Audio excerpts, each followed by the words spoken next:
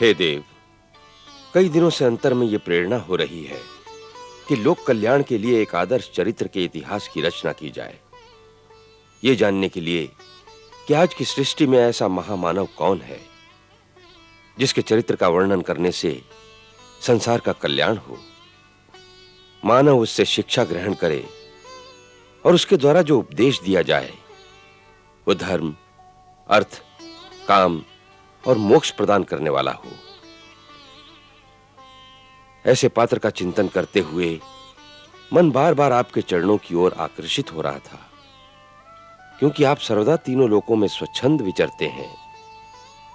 इसलिए केवल आप ही मेरे इन प्रश्नों का उत्तर दे सकते हैं कि आज संसार में ऐसा पात्र कौन है जो गुणवान, वीर्यवान, धर्मज्ञ, उपकार मानने वाला, सच बोलने वाला और दृढ़ प्रतिज्ञ हो।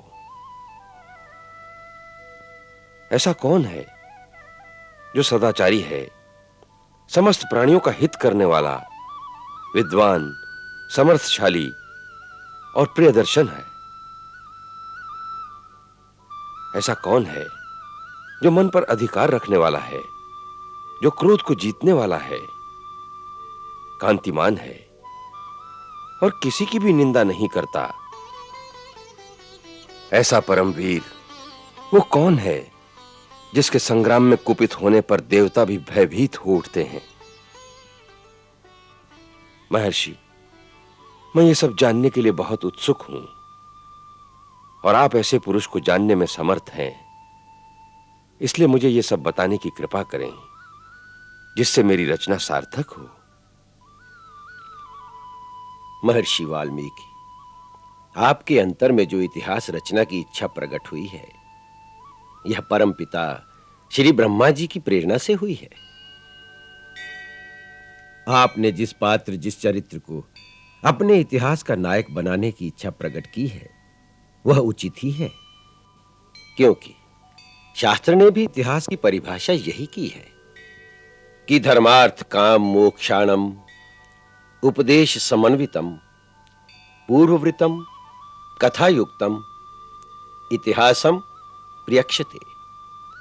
ऐसा पूर्व वृत्तांत जिसमें कथा का रस हो और जिसमें ऐसा उपदेश भी हो जो मनुष्य को धर्म, अर्थ, काम और मोक्ष प्राप्त करने में सहायता दे, वही इतिहास कहलाने योग्य है।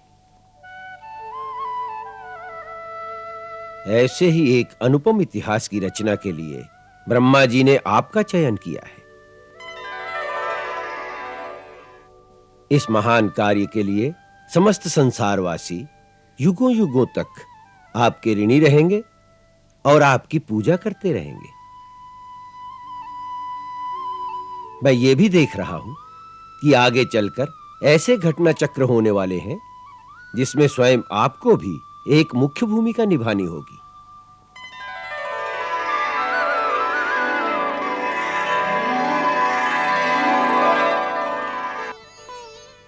मुझे देवऋषि? हां महर्षि, आप भी उस इतिहास के एक महत्वपूर्ण पात्र होंगे। परंतु आपने मुझे यह तो बताया ही नहीं कि उस इतिहास का नायक कौन होगा।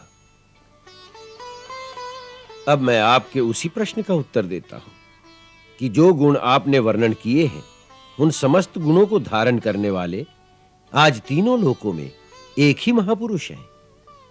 कौन है वो? वो इक्ष्वाकु वंश में उत्पन्न हुए हैं और जगत में राम के नाम से विख्यात हैं।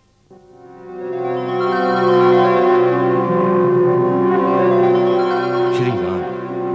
वे ही मन को वश में रखने वाला, महाकांतिवान, बलवान, धैर्यवान और जितेंद्रिय है। वो धर्म के ज्ञाता, सत्य प्रतिज्ञ, प्रजा की हित साधना में लगे हुए यशस्वी, ज्ञानी और पवित्र हैं। जिस तरह नदियां समुद्र में आकर मिलती हैं, उसी तरह सारे गुण श्री राम में आकर मिलते हैं। वो गंभीरता में समुद्र और धैर्य में हिमालय के समान है। वे भगवान विष्णु की तरह बलवान हैं वे क्रोध में कालाग्नि के समान और क्षमा में पृथ्वी के सदृश है। अपने पिता के वचन की रक्षा के लिए 14 वर्ष का वनवास काटने के पश्चात अभी-अभी उनका राज्याभिषेक हुआ है और इस समय उनकी प्रजा रामराज का सुख भोग रही है। श्री राम कथा से बढ़कर संसार में दूसरी कोई कथा नहीं होगी। महर्षि, क्या बताऊं?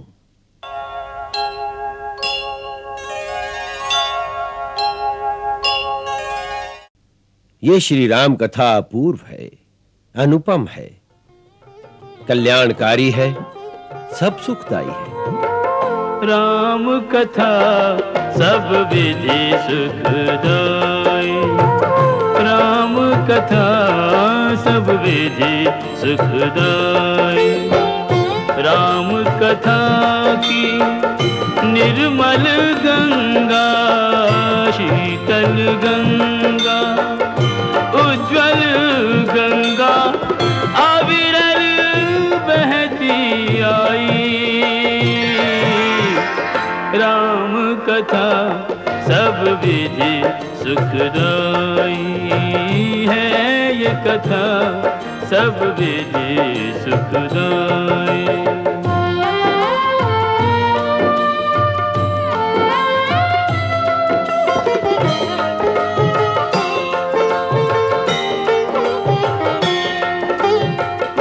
इस गंगा के दोनों तीर, एक सीता दूजे रघुवीर।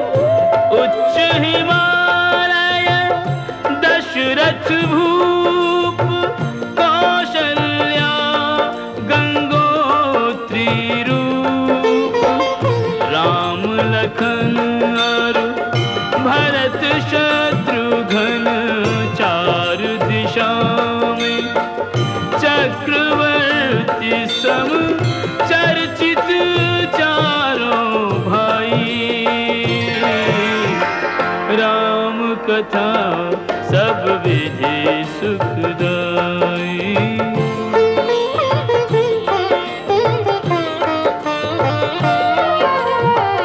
पतित उदाहरण परम पवित्र, दीन बंधु मित्रों के मित्र।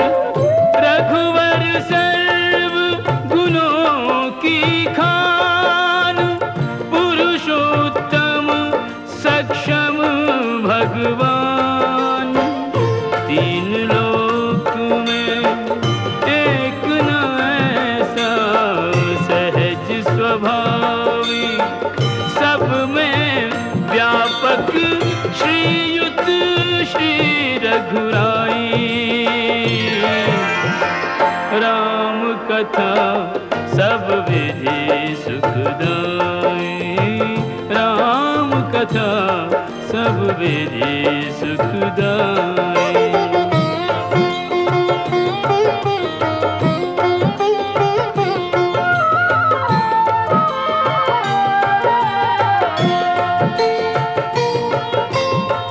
नारद शारद शेष महेश, कहत थके आवे नहीं शेष।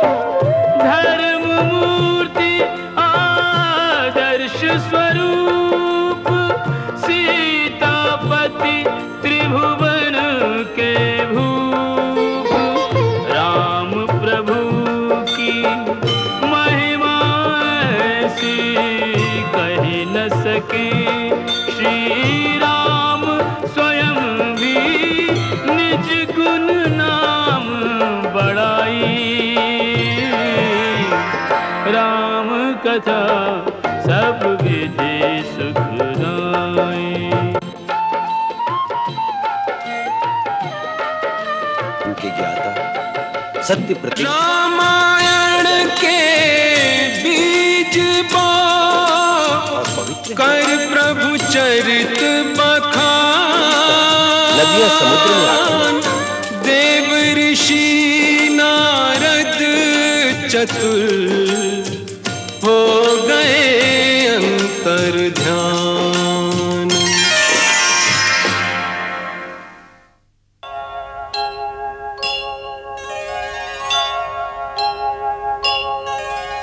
मानस माही संजोय के वैदेही रघुवीर संध्या वंदन को चले ऋषिवर तमसा तीर।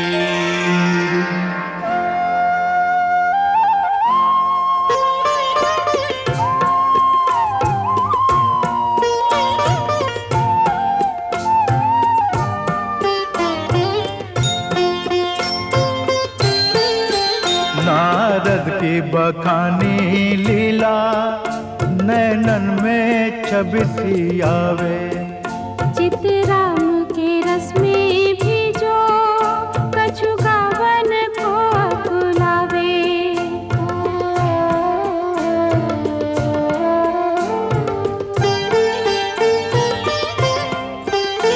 नदिया का बहता पानी कल कल की वाणी बोले। वहाँ पे कल क्रंच का जोड़ा कामातुर होकर डोले।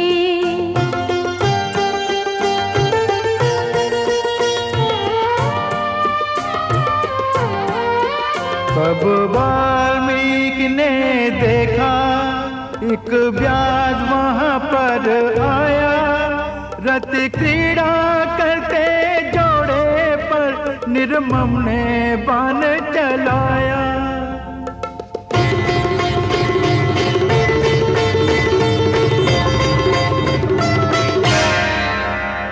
निकला कर से व्याध के ऐसा घातक बाण विकल क्रौंच ने दे दिए। तड़प तड़प कर प्राण।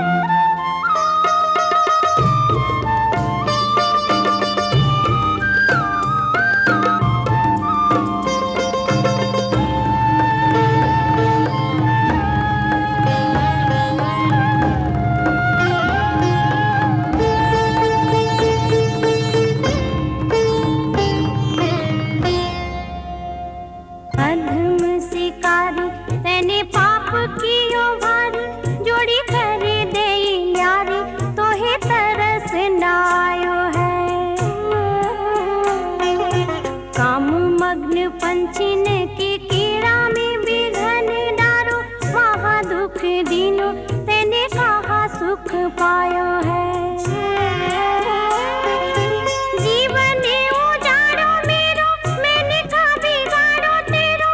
बिरहा के अगन में मोहे क्यों डरायो है। कौन से जन्म को जे बैर निकारो। मेरो पिया काहे मारो मोहे बधी क्यों ना खायो है।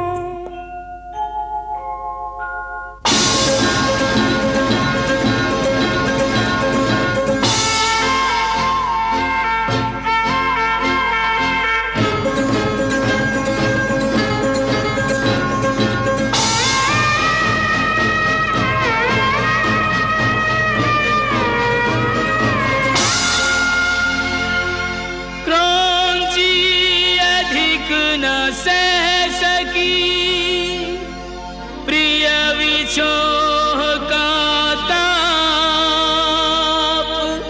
ऋषि ने पंछी देख मृत दिया बधिक को श्राप। मां निषाद प्रतिष्ठां त्वम् अगमा शाश्वती समा। यत् क्रौंच मिथुनादेकम् अवधीह काम मोहितम्। पल भर शांति न पाएगा तू जीवन भर व्याध। तूने नग्न खग मारा बिन अपराध।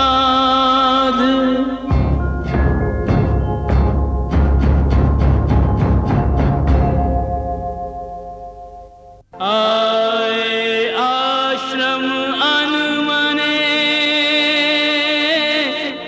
मुनिवर अधिक अधीर, सोच रहे किससे कहें अंतरतम की पीर, मुनिवर अधिक अधीर।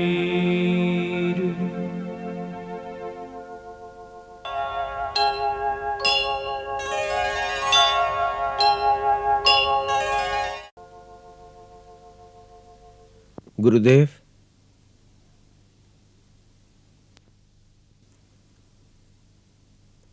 आप बहुत अशांत हैं। हाँ वत्स। उसका कारण? सर्वप्रथम तो ये कि हम इस क्रौंची की व्यथा से भावना में बह गए और हमने जो क्रोध किया वो तपस्या के नियम के विरुद्ध है। हमें क्रोध नहीं करना चाहिए था।